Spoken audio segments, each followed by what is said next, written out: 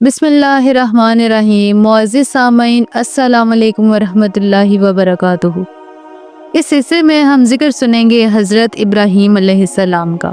حضرت ابراہیم علیہ السلام عراق کے ایک شہر بابل میں پیدا ہوئے۔ یہ دنیا کا حیرت انگیز اور عمدہ خطہ تھا۔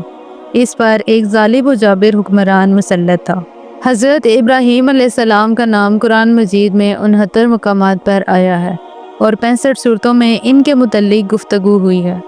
قرآن مجید میں اس عظیم پیغمبر کی بہت مدح بیان کی گئی ہے اور ان کے بلند صفات کا تذکرہ کیا گیا ہے۔ خدا کے بارے میں ان کی معرفت، بت پرستوں کے بارے میں ان کی منطق، جابر و قاہر بادشاہوں کے سامنے ان کا انتھک جہاد، حکم خدا کے سامنے ان کا ایثار و قربانیاں، سخت آزمائشوں میں بھی ان کی بے نظیر استقامت اور صبر و حوصلے کی مثال نہیں ملتی۔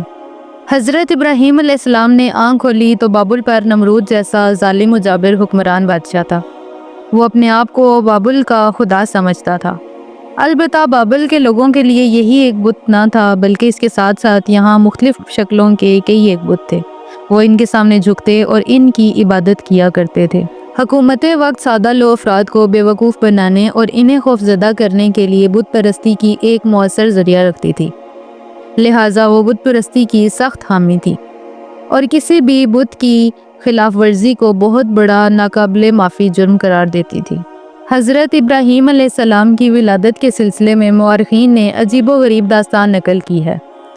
بابل کے نجومیوں نے پیشن گوئی کی تھی کہ ایک ایسا بچہ پیدا ہوگا جو نمرود کی طاقت سے مقابلہ کرے گا، لہٰذا اس نے اپنی تمام قوتیں اس بات پر صرف کر دیں کہ وہ بچہ پیدا نہ ہو۔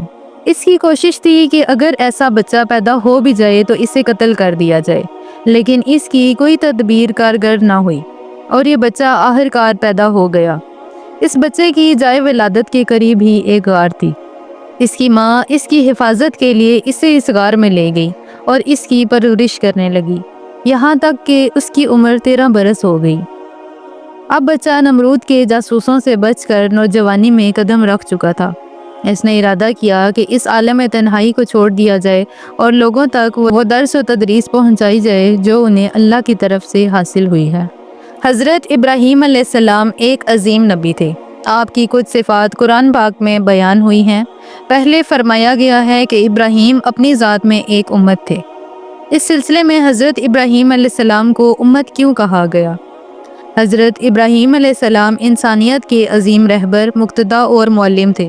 ابراہیم علیہ السلام ایسی شخصیت کے مالک تھے کہ اپنی ذات میں ایک امت تھے، کیونکہ بعض اوقات کسی انسان کی شخصیت کا نور اتنی وسیع شعاعوں کا حامل ہو جاتا ہے کہ اس کی حیثیت ایک، دو یا بہت سے افراد سے زیادہ ہو جاتی ہے اور اس کی شخصیت ایک عظیم امت کے برابر ہو جاتی ہے۔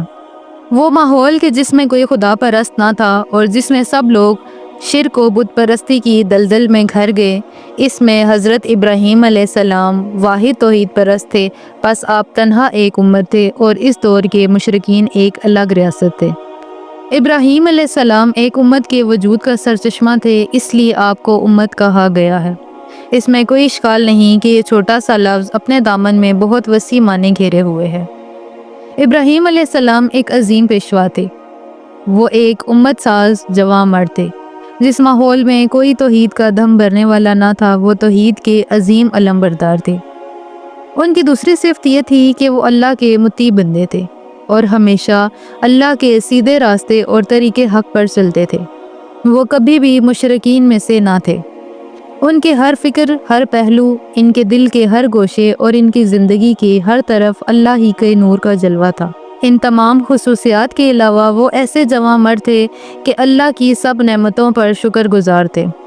اللہ نے حضرت ابراہیم علیہ السلام کو نبوت اور دعوت کی تبلیغ کے لیے منتخب کیا۔ اللہ نے انہیں راہ راست کی ہدایت دی اور انہیں ہر قسم کی لغزش اور انحراف سے بچایا۔ خدائی ہدایت ہمیشہ اہلیت کی بنیاد پر ہوتی ہے، جس کا مظاہرہ خود انسان کی طرف سے ہوتا ہے۔ اس کی طرف سے کسی کو بغیر حساب کتاب کے کچھ بھی نہیں دیا جاتا۔ حضرت ابراہیم علیہ السلام کو اسی بنیاد پر یہ ہدایت نصیب ہوئی۔ ارشاد ہوتا ہے کہ ہم نے دنیا میں انہیں حسنہ سے نوازا۔ حسنہ سے مراد ہر قسم کی نیکی اور اچھائی کا مفہوم ہے۔ اس میں مقام نبوت اور رسالت سے لے کر اچھی اولاد وغیرہ تک کا مفہوم ہے۔ اور آخرت میں وہ صالحین کے ساتھ ہوں گے۔ ان صفات کے ساتھ ساتھ اللہ نے حضرت ابراہیم علیہ السلام کو ایسا امتیاز عطا فرمایا کہ ان کا مکتوب و مذہب صرف ان کے اہل زمانہ کے لیے نہ تھا بلکہ ہمیشہ کے لیے تھا۔ خاص طور پر اسلامی ریاست کے لیے بھی یہ ایک الہام بخش مکتب قرار پایا، جیسا کہ قرآن کہتا ہے، پھر ہم نے تجھے وحی کی کہ دین ابراہیم کی اتباع کر، کہ جو خالص توحید کا دین ہے۔ بابل میں ایک ایسا گروہ تھا جو حضرت ابراہیم علیہ السلام کے معجزات دیکھنے کے بعد ان پر ایمان لے آیا تھا، اور شام کی طرف ہجرت میں وہ آپ کے ساتھ تھا۔ اس سے پتہ چلتا ہے کہ حضرت ابراہیم علیہ السلام کے کچھ وفادار انصار بھی تھے۔ قرآن مجید میں بعض انعام جو حضرت ابراہیم علیہ السلام کو عطا ہوئے ہیں ان کی طرف اشارہ ہے، جو خداوند عالم نے حضرت ابراہیم علیہ السلام کو عطا کی تھی، اور وہ نعمت ہے صالح اور آبرومند اور لائق نسل، جو نعمات الہی میں سے ایک عظیم ترین نعمت ہے۔ ارشاد ہوتا ہے کہ ہم نے ابراہیم کو اسحاق اور یعقوب عطا کیے۔ حضرت ابراہیم علیہ السلام سے قبل کے دور میں کوئی علمبردار توحید نہ تھا، اور یہ کام بس انہی کے زمانے سے شروع ہوا ہے۔ قرآن مزید اس بارے میں کہتا ہے کہ اس سے پہلے ہم نے نوح کی بھی ہدایت و رہبری کی تھی۔ ہم جانتے ہیں کہ حضرت نوح علیہ السلام پہلے اولی العزم پیغمبر ہیں جو آئین شریعت کے حامل تھے، اور وہ پیغمبر ان اولی العزم کے سلسلے کی پہلی کڑی تھے۔